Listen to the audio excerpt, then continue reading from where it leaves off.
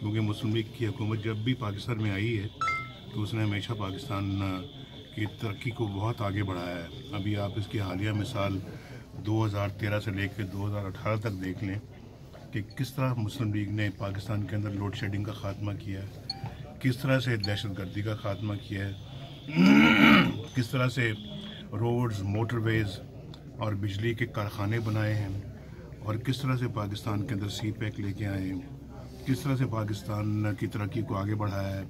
اور اس کو ایک نالج پاکستانی نہیں بلکہ غیر ملکی بھی کرتے ہیں۔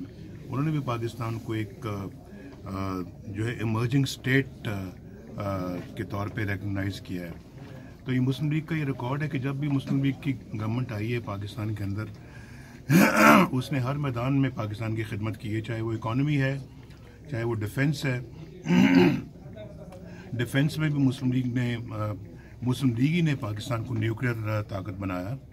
تو اللہ کا شکر ہے کہ یہ مسلم لیگ نے خدمت کی ہے پاکستان کی، اس قوم کی، اور یہ خدمت کے جذبے سے اب بھی بہت سرشار ہے۔ بہت بہت شکریہ۔